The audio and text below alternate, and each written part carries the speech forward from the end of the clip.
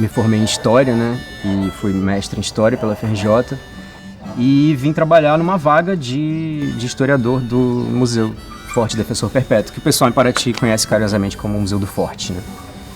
E é um museu que tem a prerrogativa de contar para o visitante, para o pessoal daqui, de contar a história da cidade. Ele foi fundado com essa missão, né? Então, desde o início, eu comecei a fazer um trabalho de pesquisa, tentando levantar tudo que tinha nos arquivos do Rio de Janeiro e nos arquivos daqui também. E, no fim das contas, acabou saindo esse material, que é um livreto bastante modesto, assim, chamado Uma Breve História de Paraty. É um texto que tenta trazer uma narrativa que seja bem embasada, bem focada nos documentos. E isso necessariamente acaba trazendo uma desconstrução de mitos, né? Porque a história de Paraty, como a gente não tem quase pesquisa histórica mesmo, né? É uma cidade histórica, mas acaba sendo voltada muito para o turismo, né? E uma história voltada para o turismo, ela tem suas vicissitudes. Você não vai falar dos grandes problemas, das desigualdades, você vai tentar maquiar e dizer como tudo é bonitinho. E quando você vai nos documentos e você vai na história... Então foi uma tentativa de fazer uma história meio panorâmica, mas que fosse fizesse algumas revisões assim, historiográficas importantes. Teu isolamento te encheu de gente, desde que a gatota do cinema novo.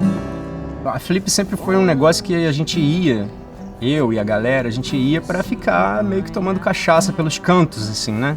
Pelas margens ali.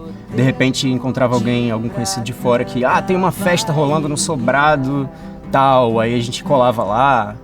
Então, durante muito tempo, o que estava acontecendo lá na tenda dos autores era uma coisa que eu olhava e eu via um monte de coroa empertigado dos jardins do Leblon, e pra mim aquilo não era muito interessante. E eu achei um movimento muito interessante da Flip nos últimos anos, justamente de entender que as margens são muito interessantes.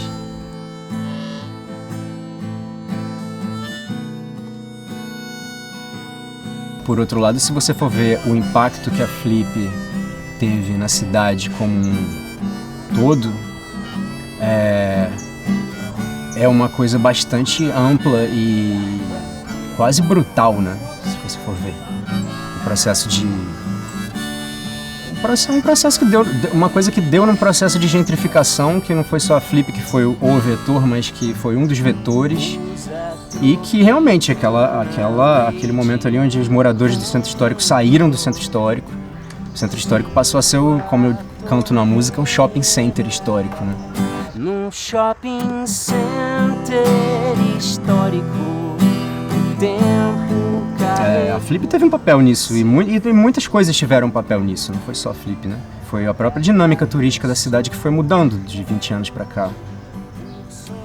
Então, existe esse impacto, e um olhar crítico sobre isso é sempre muito importante, eu acredito.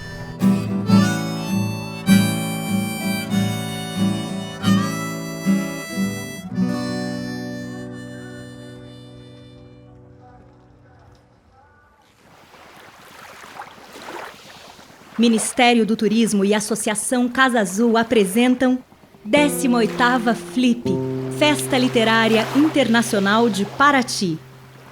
O projeto se beneficia da Lei Federal de Incentivo à Cultura, Vale Mais Cultura e conta com o patrocínio oficial do Itaú.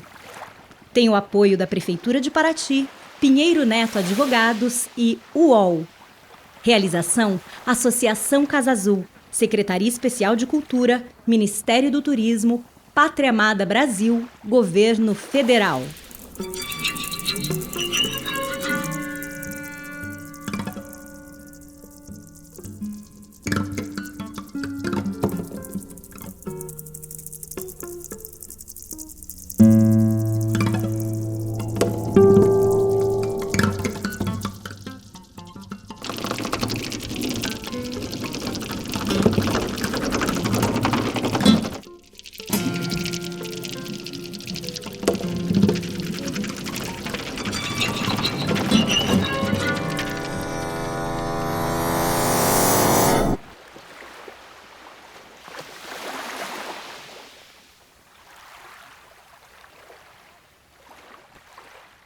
Hoje, sexta-feira, 4 de dezembro deste ano excruciante de 2020, há 2 semanas de seu esperado fim, eu, Bruna Beber, poeta e tradutora, ela, Mariana Ruggieri, poeta, tradutora e professora de literatura, estamos aqui para a 18ª edição da Festa Literária de Paraty para receber e conversar com Eileen Myles, poeta, que nos fala dos Estados Unidos e de quem somos admiradoras, leitoras, tradutoras e 2 das tantas propagadoras de sua profícua e instigante obra no Brasil. Por aqui, foram publicados apenas 2 de seus livros, o romance Chelsea Girls, traduzido por mim, pela Todavia, em 2019, e Por Qual Árvore Espero, uma antologia organizada e traduzida pela Mariana e pela Camila Sade e pelo Cesare Rodrigues, que saiu pela Edições Jabuticaba também em 2019. Essa mesa pretende fazer indagações sobre a obra, a vida de Eileen e, ao centro, claro, a poesia. Faremos agora uma breve apresentação biográfica de Eileen e, em seguida, começaremos. Boa tarde, Eileen. Boa tarde, Mariana. Boa tarde, você que nos recebe na sua casa.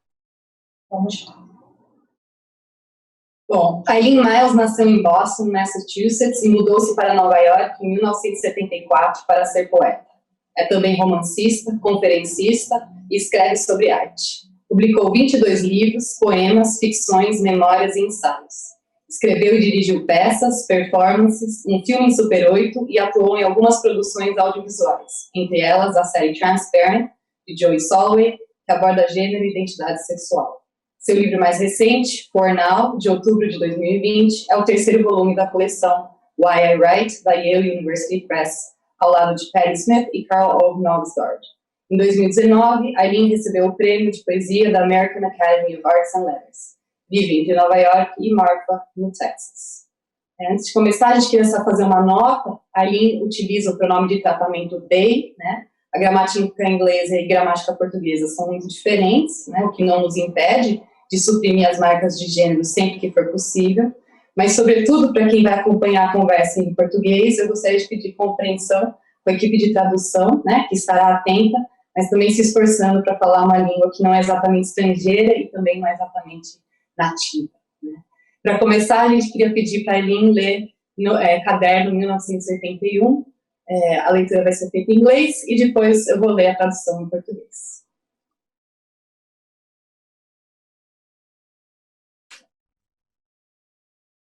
Okay, hi, glad to be here. This is Notebook 1981.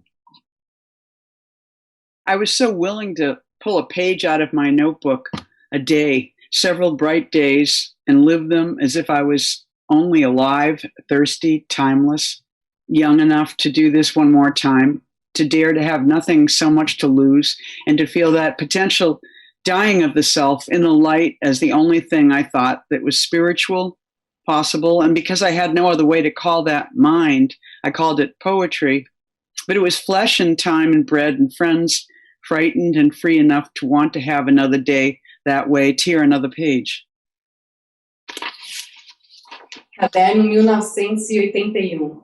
Eu estava tão disposta a arrancar uma página do meu caderno, um dia, vários dias luminosos, e vivê-los como se estivesse apenas viva, sedenta, atemporal, jovem o bastante para fazer isso mais uma vez, para ousar não ter muito a perder e sentir aquela morte em potencial do ser na luz, como a única coisa que eu pensava ser sagrada, possível. E como não tinha outra maneira de nomear esse espírito, chamei de poesia, mas era carne, tempo e pão e amigos assustados e livres o bastante para querer ter outro dia daquele jeito, rasgar outra página. Bom, obrigada, Eileen, por estar aqui com a gente. Eu queria começar perguntando, bom, Caderno 1981 foi publicado no livro Evolution, de 2018, né? Eu ouvi você falando em algum lugar que esse é um poema novo, velho, né? Quer dizer, um poema que poderia remeter a uma outra época, né? Mas que foi escrito recentemente. E a Bruna, na apresentação da seleção de poemas que a gente publicou, ela comenta que a sua produção poética é mais antiga que a nossa democracia, né? Quando você lança o seu primeiro livro em 1978, The Irony of the Leash, o Brasil vivia sob uma ditadura militar, né? Cassandra Rios, que era uma escritora assumidamente lésbica, ela tinha a obra dela censurada, né? E aí, pensando então um pouco na situação política, né, de quando você começa a escrever, eu queria saber como é que foi se tornar poeta nesse período e se já estava evidente para você a relação entre poesia e política, por exemplo.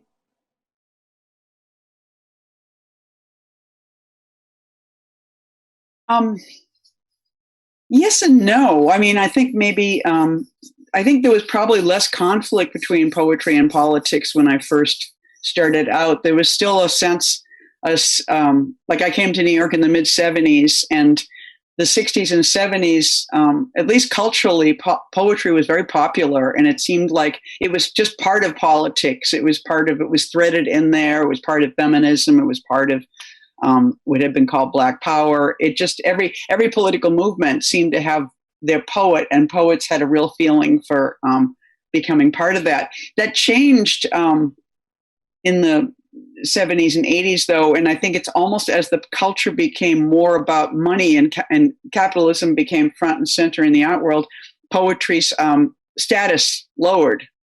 And poets continued to be political, but also less heard. And so if you wanted to talk about politics, you wouldn't, the connection was kind of severed. And I think probably in the 90s, maybe with AIDS, politics and poetry, I think became much more passionate and connected. And it's, and I think by now it seems like people are really reaching to poetry because we're communicating through social media and in all these more fragmented ways. And poetry is so swift in that platform.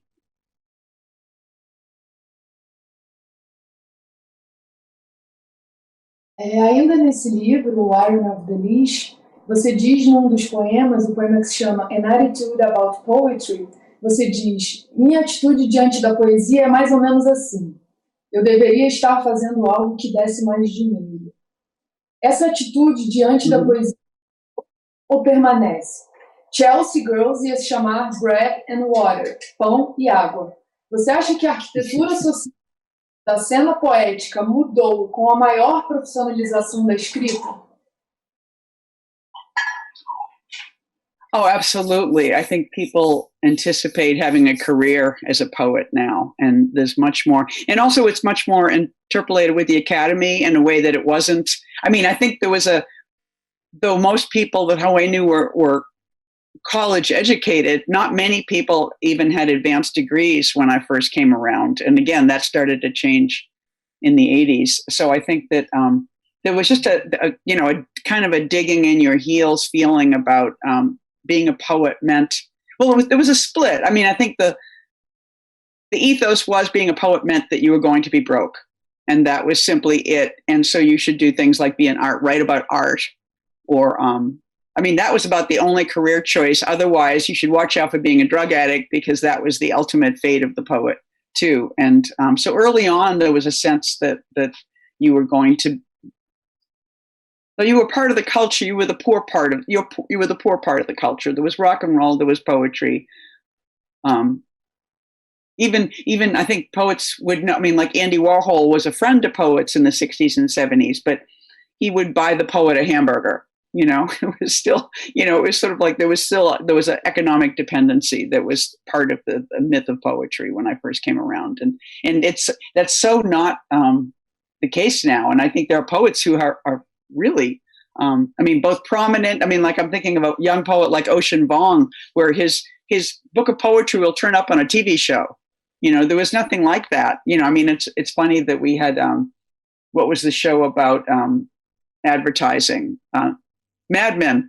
Like Mad Men had the character reading Frank O'Hara, but that was retro. You know what I mean? That was that was not the present. That was the past. So in kind of a reconstruction of the past, we would include poetry, but now it's actually included in the present, which is kind of amazing. But I think it probably creates more angst for a young poet, because you don't expect to be as struggling as hard as you're struggling, because I think there's an expectation that there's gold in them, their hills,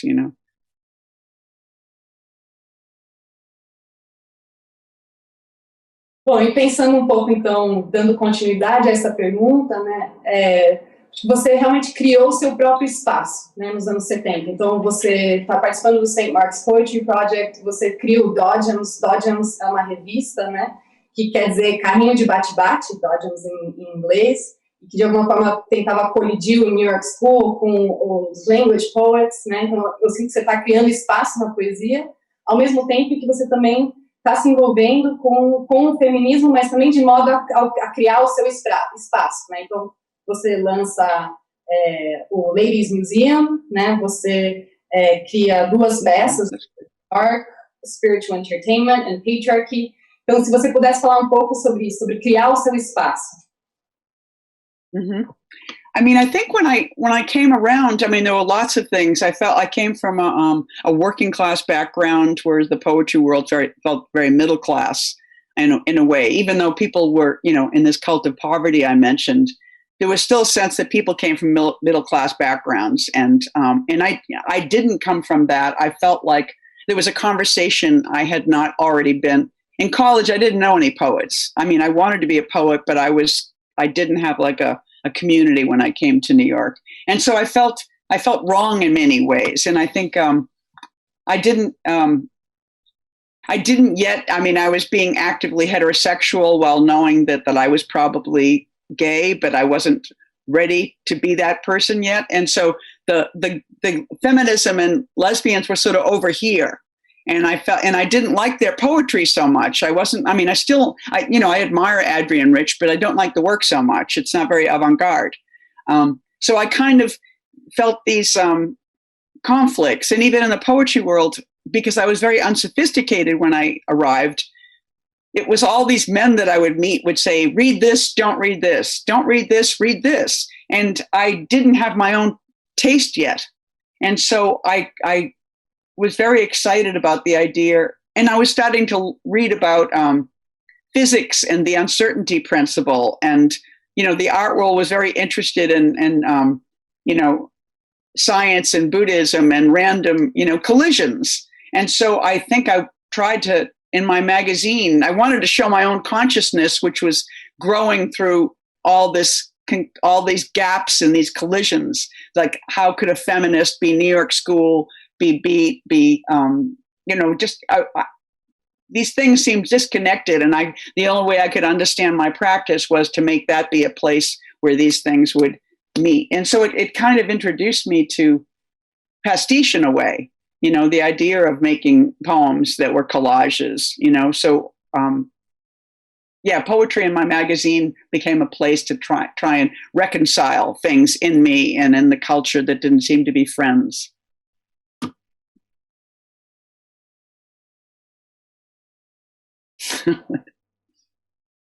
Falando em conciliação e indo um pouco mais para a performance agora, o St. Mark's Project tinha como enfoque a leitura pública, década de 70 e 80, de poesia, né? E você começa a se envolver com performance a partir daí. No livro Inferno, você comenta os estilos de leitura de outras pessoas, o andamento de leitura de outras pessoas. Eu queria que você falasse um pouco sobre a relação entre página, corpo e voz na sua poesia. That's so interesting. Well, I feel like performance has always been important to me as a poet, because initially I wasn't published. I didn't know how to, I had a very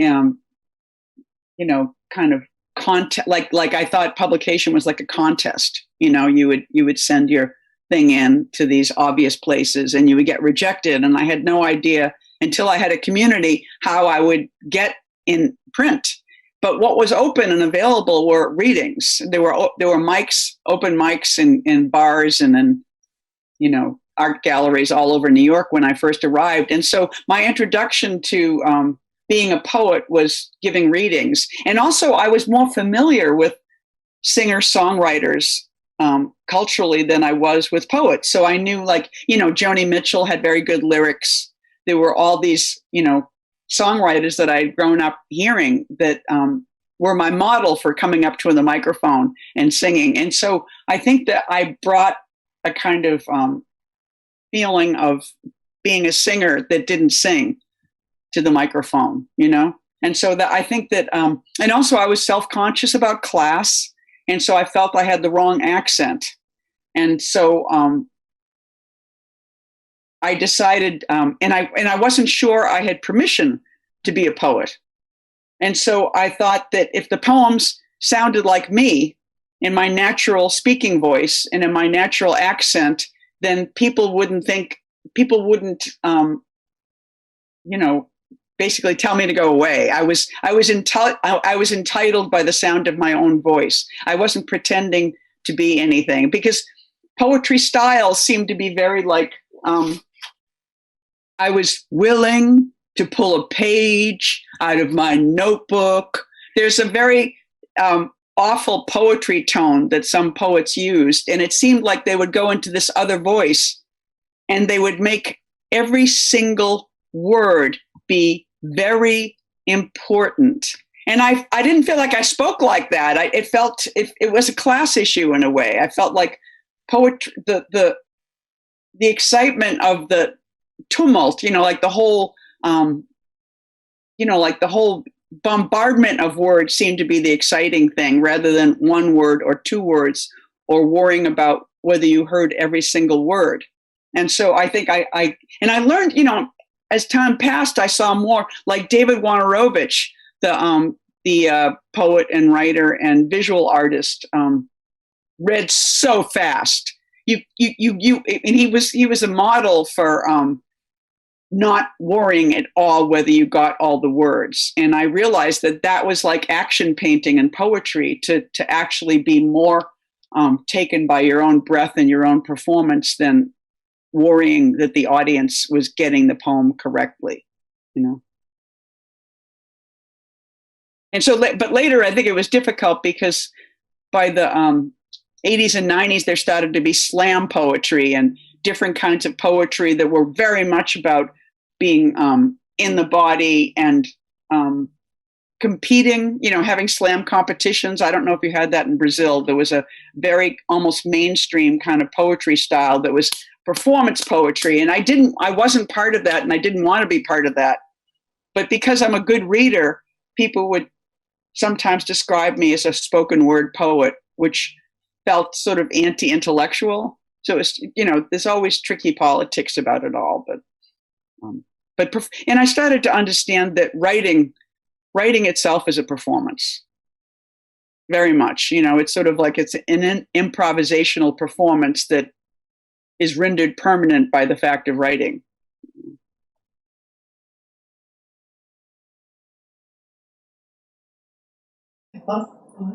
Eu estava vendo um vídeo de você lendo de 1977. Você lê e depois lê a Alice Notley, né?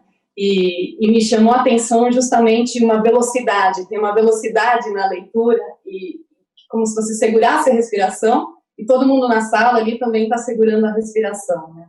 E aí, mas pensando na sua obra poética, também pensando então no texto, eu acho que essa rapidez, muitas vezes, ela não tem a ver exatamente com a velocidade, né, senão muito mais com uma dificuldade em entender como você chegou de ponto A a ponto B, como se tivesse uma magia que ocorresse entre um verso e outro, né, tem uma velocidade nesse sentido, e parece muito o corte cinematográfico, né? Então eu queria que você pensasse um pouco aqui com a gente, essa relação sua da poesia com o vídeo, né? Mas também pensar, de repente, a poesia como uma ilha de edição, né? Se você pudesse falar um pouco sobre isso, a poesia como um modo de gravação, um modo de edição, de cortar e colar, se pudesse expandir um pouco mais sobre isso. Yeah. I mean, I think that for me, I think poetry is the best medium for mortality, because I feel like every poem is like a little life and a little death, it's sort of like it's sort of like you're entering into this silence, and you create this noise or this sound, and it's so important when the poem ends, and you want to stop, and you want the person to be kind of jolted a bit, you know? And I'm not sure. I mean, I sometimes don't know where that comes from. I mean, I think that my father died when I was quite young, and I witnessed it. And so sometimes I think that, like, do you know this word, the word chakra? You know, like we have these, you know, all these systems in our body that, you know, people that do acupuncture. But I think that, like, I think ideas of death are written on our chakras. Like, some people think of death as sleepy, and some people think of death as like sudden, you know, and my death is sudden. But also, yeah, because film is more familiar to me, again, than poetry. And I think that I've always liked the way film cuts from the visual track to the voiceover. And so in a poem, I think you're always kind of giving a little bit of visual and then putting a caption to it. And then once the caption sinks in, you lean into the world a bit. And it's almost like you're doing a voiceover of the world, and making the reader do some of the work. You want the reader to kind of fill in the picture that you're just kind of, like when you write a screenplay, it's so interesting how they have those set moments where they tell you the location. And sometimes I think poetry is like that you're just trying to, I hate adjectives. I don't like adjectives at all, because I feel like they slow down the poem and they don't make the reader do the work. You're feeding them and you're acting like they're babies, you know? And I think that it's like, and also I think people listening to a poem are thinking their own thoughts. If I sit at a reading, I mean, it's very funny. You sit at a reading and you're like, you see other poets take words down and then daydream. And there's a lot of wandering. Nobody's taking in all those words. And so I feel like that gives me the freedom to jump and leave spaces for the other person's thoughts so that they can kind of, you know, give air to the poem, you know, and so it becomes sort of a collaborative thing in a way. Pensando nesses dois aspectos, o texto com o ritmo de curta-metragem e o poema dentro de texto com metragem, e também aliando a uma resposta que você deu à pergunta anterior sobre permissão para ser poeta, tem texto muito luminoso no Chelsea, que é o Light Warrior, que você fala sobre todos esses temas, e aí eu gostaria de a gentileza que você lesse para a gente trecho, e em seguida eu vou ler a minha tradução em português. Okay. Do you have any? Should I just read the first page of it? It's 1, 2. A primeira pode ser a primeira página e um pouquinho do final, sure. Quando chega em Joana d'Arc. Okay. All right.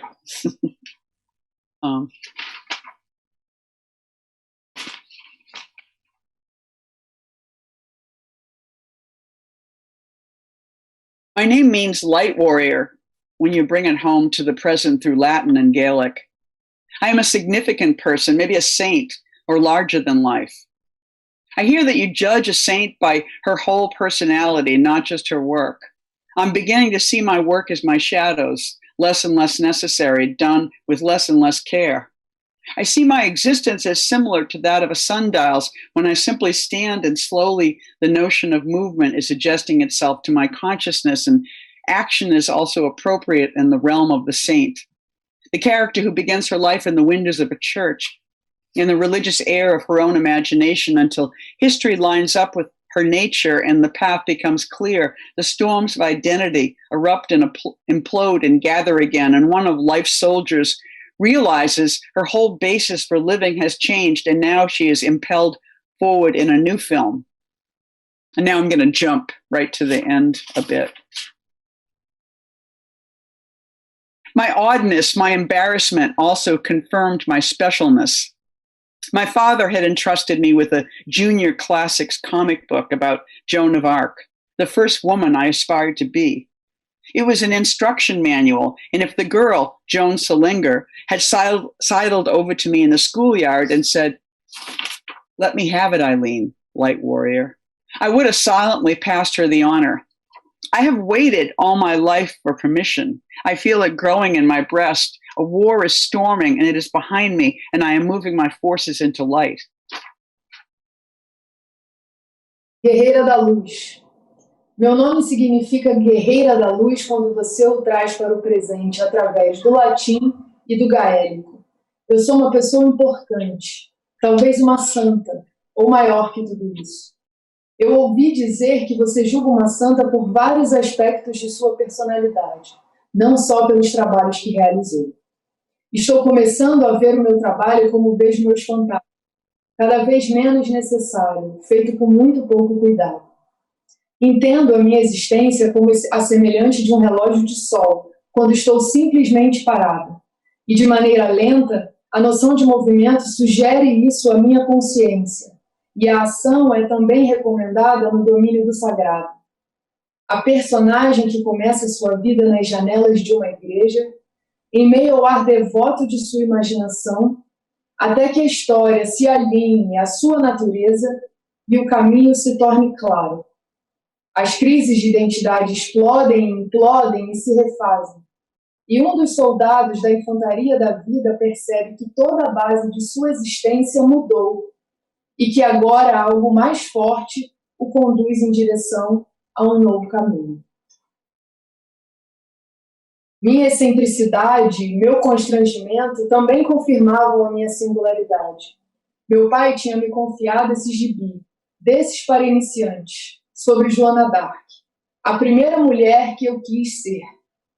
Era um manual de instruções, e se a garota Joan Salinger tivesse se sentado perto de mim no parquinho da escola e dito: "Empresta para mim, Eileen, guerreira da luz", silenciosamente eu lhe daria essa honra.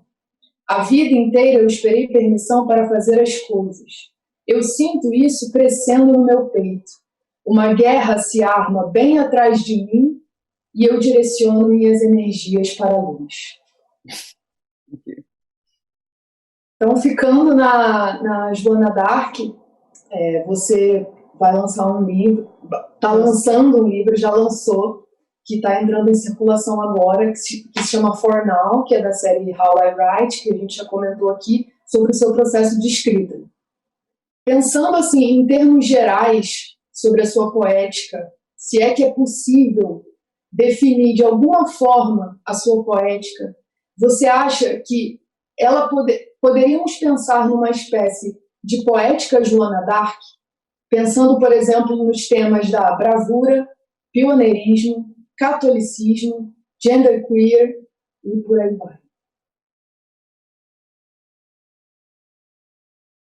Sure. I mean, I think that,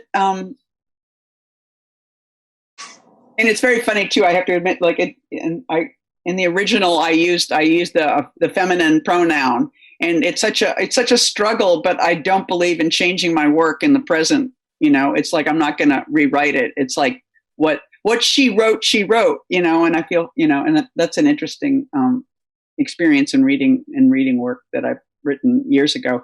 But I think that coming up as a female and somebody that had conflicts with being female, I mean, and I think no matter what your gender is, I think that, you know, the limitations on women culturally and what the expectations are definitely made me be trawling all through my early life for female figures that were exciting and were doing things that they weren't supposed to do. So there was this amazing model of Joan of Arc, who was, you know, who's such a warrior and a visionary and died in such a burst of flame. And I just, you know, I grew up Catholic, and I, at confirmation, when we had to take a confirmation name, it was in the 60s. And so all the other girls were taking Bridget for the very sexy Bridget Bardot, the movie star. And then when they asked me what my name was, it was Joan. And I just felt like I was this very serious little man girl, you know, that wanted to be a hero or something. But she was kind of like a rock star in Catholic school because she had so much power. And I've learned too that it's like there were many Joan of Arcs in the Middle Ages. It was like, I always thought of it as like performance art. I think there was so much unrest and so much, class strife and poverty and discontent that people were breaking out and having visions all the time and talking to God and leading other people to doing things. And it was kind of like performance art in a way. Like in the 80s and 90s, when there was a lot of political unrest in America, performance art and poetry were breaking out. It was the only way to have a vision, was to take this to take the stage and make these kind of crazy speeches, So I mean, I'm very fond of this piece because it is about all that feeling of being young and feeling shrouded in darkness and silence, and knowing that you had greatness in you and just going crazy with it, and I've got a secret. I'm a light warrior, but I think it is about becoming an artist and becoming heard and becoming known and being willing to step up and say who you are and what your mission is.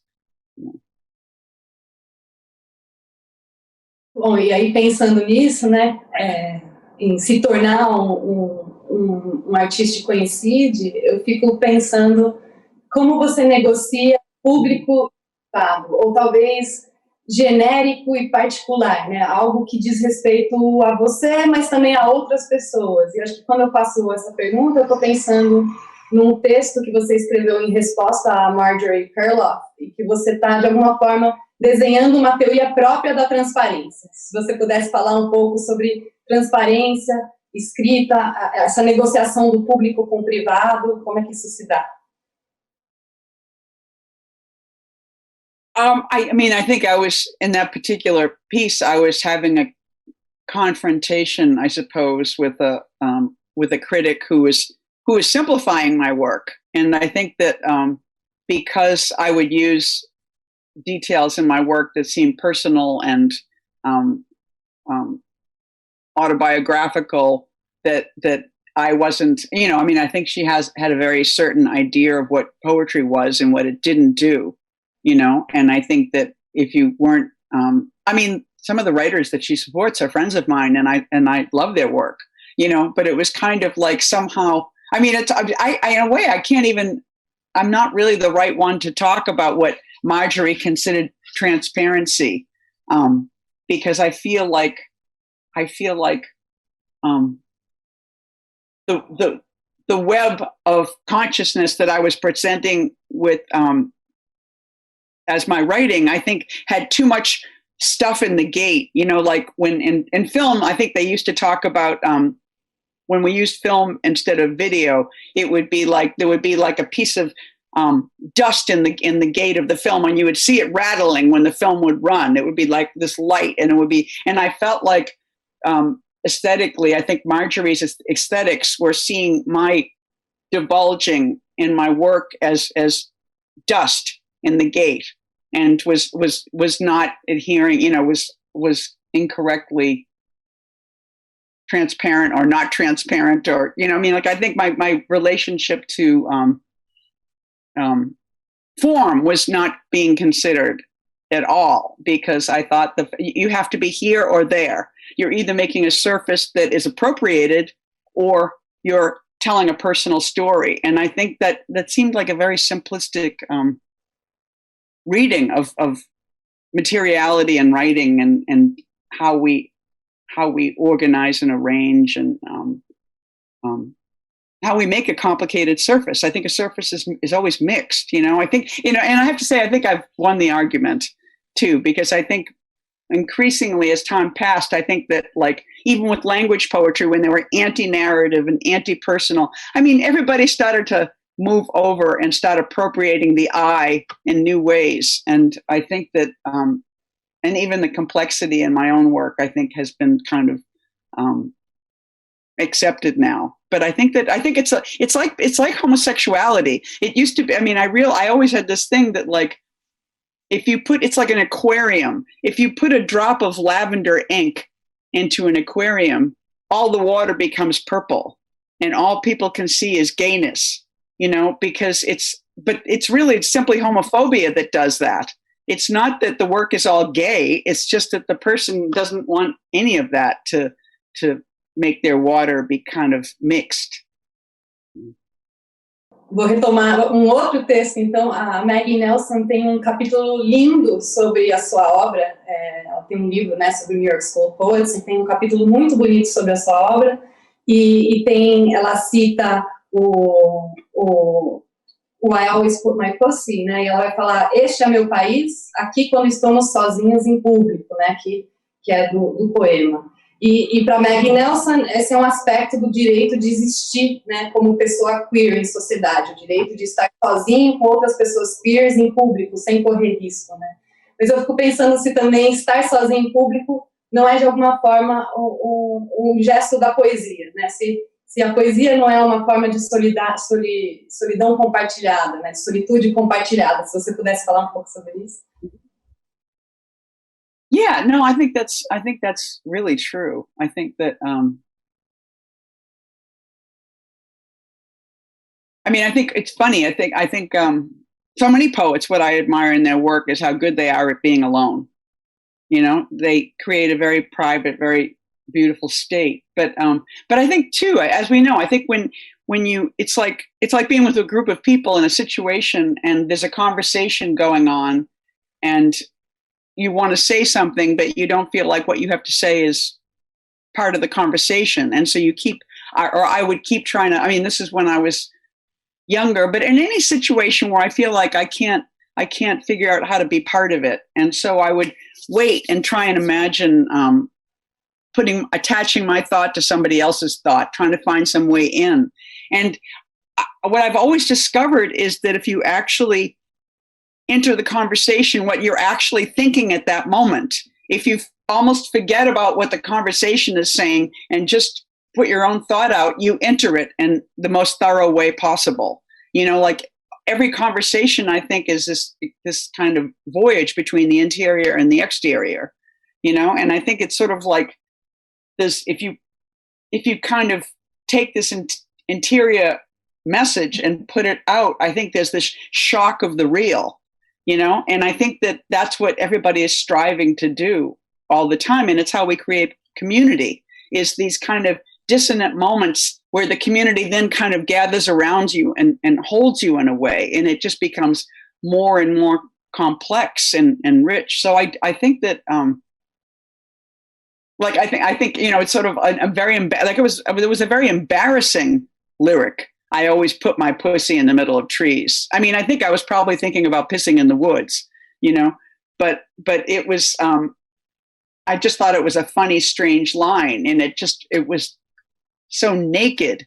And why would that work? But I think that is always the shock of poetry, is that we're kind of making these bumper stickers for a public that doesn't exist yet. And you're kind of writing it and making it and printing it all in one gesture.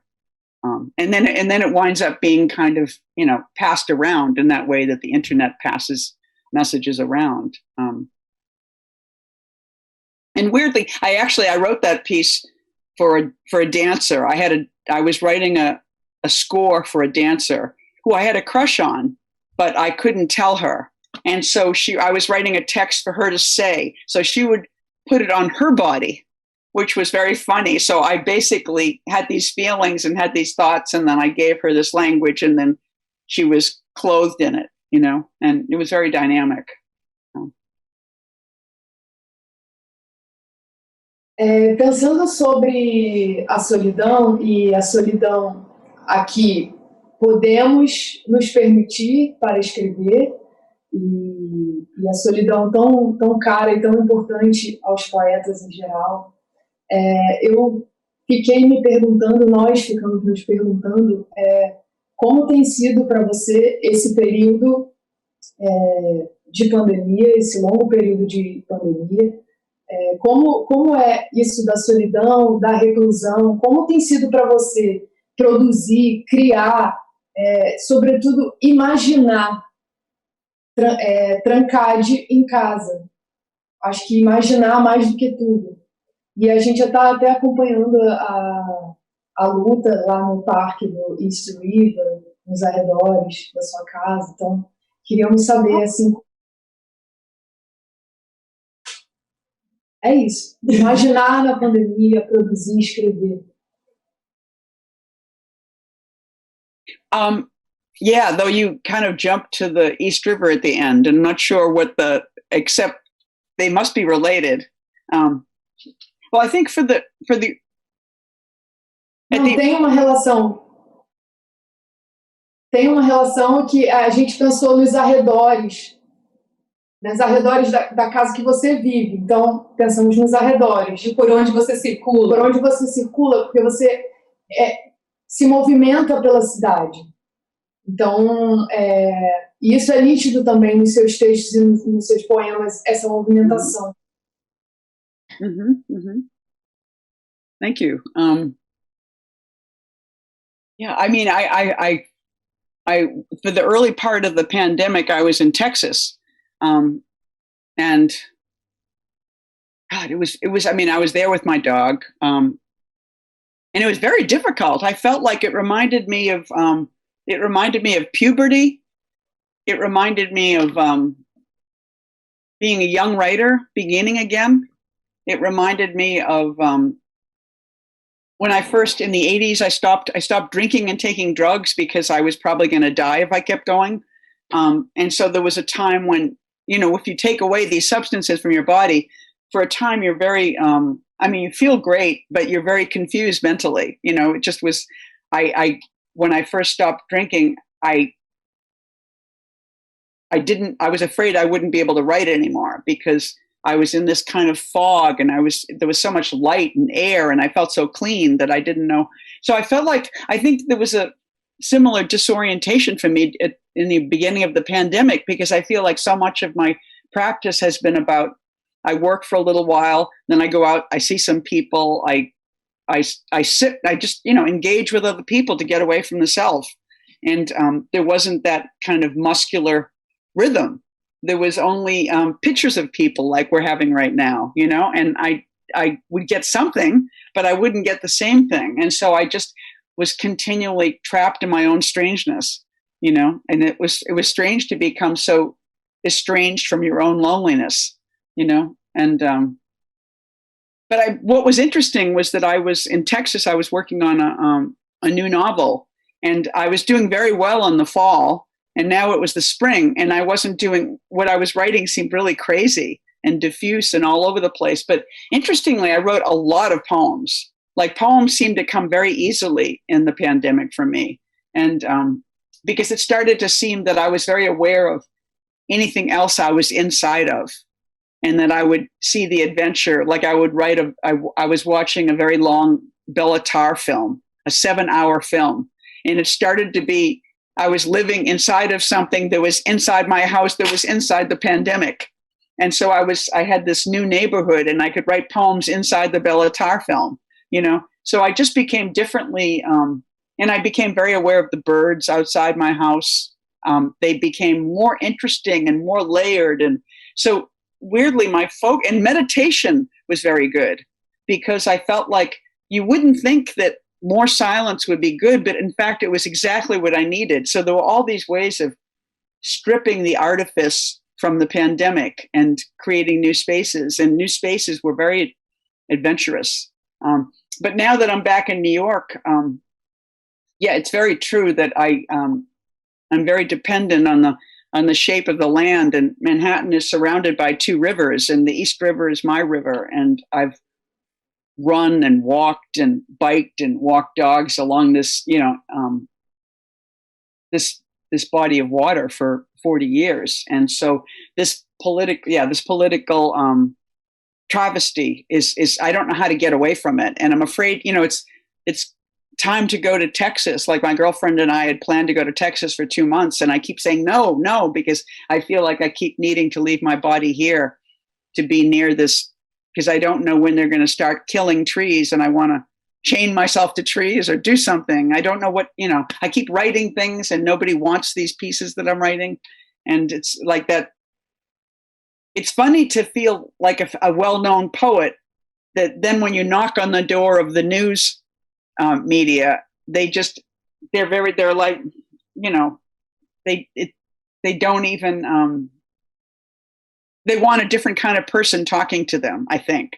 And I don't know how to get that access either. So it's been very painful, and it's been like a new kind of silence, because I'm watching this public crime be enacted, and I can't figure out the way in, and I don't want to leave. Yeah, it's very strange. It's really it's a real violence to the rhythm of my life, and I feel helpless, and it's a bad feeling. Yeah, thank you for asking. Passamos às perguntas. Vamos. A gente vai passar a pergunta do público agora. Tem uma aqui. Pode ler? Bom, a primeira é: Eileen, é possível ser outsider mesmo após tanto reconhecimento? Quem fez a pergunta? Anderson, não consigo. Oh, I think so. Yeah, I mean, it's very relative, because some people would see me as having privilege, and I think that, but I think it's that only certain discourses are allowable in certain situations. I mean, I think that, and I think, yeah, I mean, it's sort of like you can have power and authority are really disconnected. I think culturally, probably, I'm sure that's global. That one can have authority within their own, communities, and yet have no power to actually necessarily access other communities on your own terms. Like, I'm always invited to be part of things. I'm always asked. It's almost like you become. It's all very good. My writing is very good, but I think you start to become commodified as a certain flavor. And that flavor is invited. We'd like some of that on this meal, and we'd like a little bit of that over here. But to kind of create your own, to have your own mission is still the same problem it always is. It's never clear who else will embrace your mission, who else will take this message forward. So I've had this struggle with politics. And even, I think in the writing world, it's sort of like there's still, there's different aesthetics that are still more celebrated in mainstream literary culture in America. So I'm kind of regarded as sort of an outsider on the inside, which is interesting and powerful in its way, but still has, the limitations. There's all these invisible walls culturally that you feel the glass ceiling of where you're allowed to speak, or which I don't know whose poet you are, and you could be a guilty pleasure even, So I think it's very complicated. I think it I don't think it's my. I mean, it would be nice, but I don't think it's really my work to understand my work in terms of where it goes and where it doesn't go. I think that takes you towards madness, those, to try and apprehend how you're being apprehended, But I feel a fluidity, and I feel a limitation, of course. It's just, it's at another scale, Agora da Transparent, né? Bom, então a última pergunta foi feita pela Dani Fonseca, e a próxima, essa próxima aqui pelo Anderson do Carmo, e o Anderson pergunta como foi a experiência de participar de Transparent. Oh, and what is the question? What about it? A experiência de Transparent é Eileen, poeta, personagem Ray. Yeah, no, I mean, I think it was fun to be a character on a TV show. It was very funny, and it was liberating, because of course the character that they made was not me, and so I didn't feel, they would show me wardrobe, and they would say, would you wear this? And I would say no. And then they would put that on the character. I mean, it was very funny. They would consult with me about me, but that they still wouldn't necessarily take my advice. I would say no. They would wear tighter jeans, and then they would have the person in loose jeans, because that was the lesbian they wanted, But my relationship with the actor was very good, because Cherry Jones was very smart, and she has a Southern accent, But what she did was she listened to me reading, and she kind of did my reading style in her own accent. So she did a very interesting translation of how I read, and I was very impressed. I think it was funny, though. It's very funny to have like people learn about your work through television. I was talking about other younger writers whose work has been on TV, but yeah, to have my work recited on a TV show and to have people become, I think that's only a wonderful thing, you know? And I've always joked about it because I felt like culturally I was more affected. I'm the generation that grew up with television, you know, and so TV was huge to me. And so for my own work to then be distributed, so I'm affected by it, and I'm very much a creation of it in a way. And so then it was very ironic that my own work would be distributed through television. You know, it seemed like a wonderful irony and a great success in a way. But I think in another way, I think that still is part of the limitation, because I think people would then perhaps think of me as such a famous poet that, you know, they don't go here. They don't need this award. You don't need this, you know, you've been on television, so we don't give you this book award. You know, so it's sort of like, I think the poetry world is often very weird about success. They love it, and then they think you're not one of us now, you know, because you're on television, you know, or you've gotten a lot of attention in the media. So it's very funny. You could then there's a reverse snobbery that we have, you know, so there's always a new kind of suffering that goes with the new kind of celebration, you know.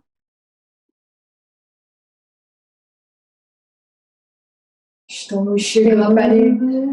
Tem mais sobre de quem é Pedro Frank. De Pedro Frank. Pedro Frank quer saber se você conheceu a Patti Smith. Imagino que quando você chegou em Nova York, ela devia estar por toda parte, né? Então, ele quer saber se você conheceu e se você... Smith?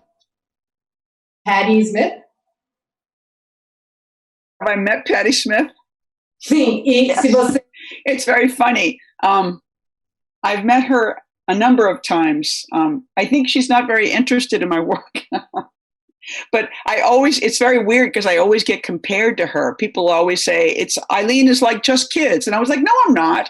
I mean, our work is very different, but and she's very funny. She's like, when I was at a poetry reading once, and it was like Richard Hell, me, Patti, we were standing in one of those small circles that poets stand in at readings.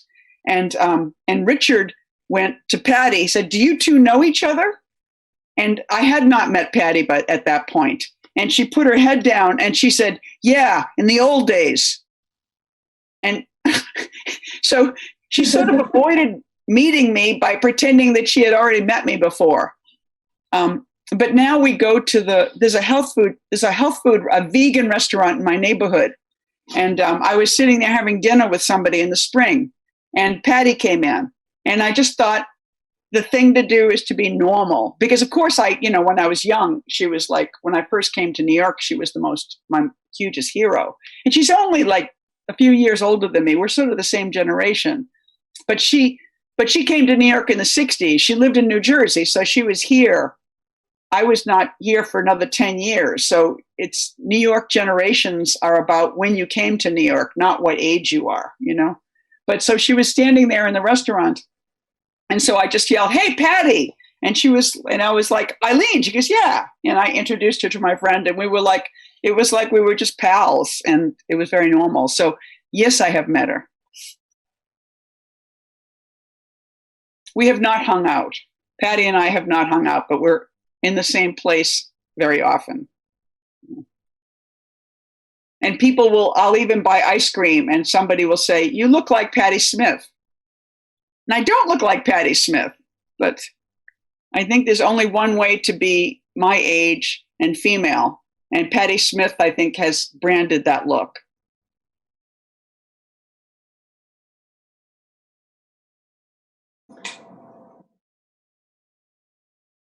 Acabou, né? Infelizmente, chegamos ao final.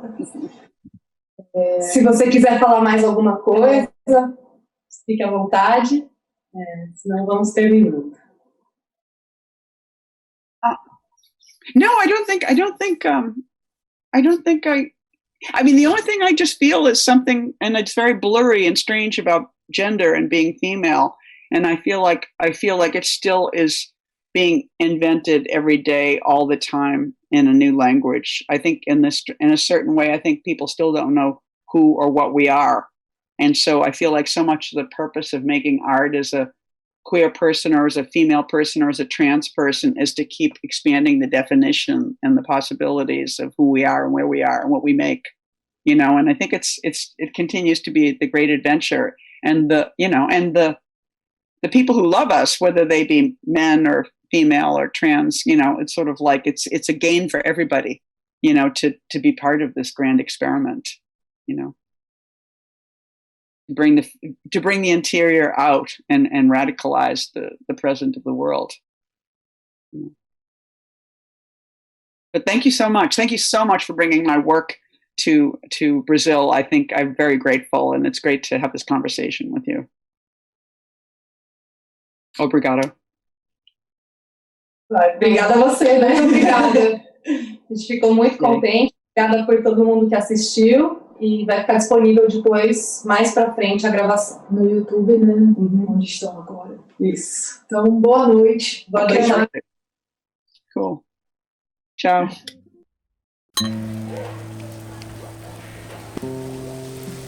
Eu não tinha porra nenhuma pra fazer lá. Quer dizer, por que será que moro com a minha ex-namorada, sua nova namorada e a ex-namorada dela? Como é que alguém pode se sentir bem assim?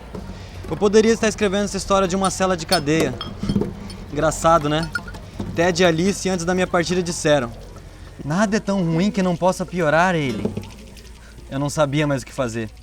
Peguei um voo sim, eu fiz isso. Pra Portland. E a Julie e a Chris me buscaram no aeroporto. Eu estava muito doidona no avião.